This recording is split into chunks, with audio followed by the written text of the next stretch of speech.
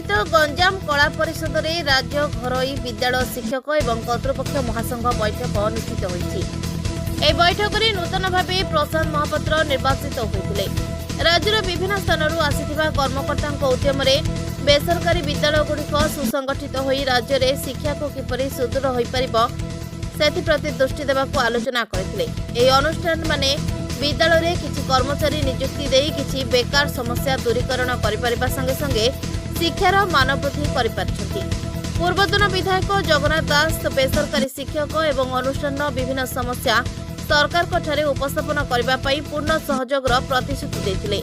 परवर्ती समय ब्लॉक स्तर संगठन सुदृढ़ करने स्थिर कर सभापति प्रशांत महापात्र समस्त प्रकार सहायता प्रदान करी घरे विद्यालय समस्या दूरीकरण सरकार को पूर्ण सहयोग चेष्टा करी कही धन्यवाद प्रदान करथिले।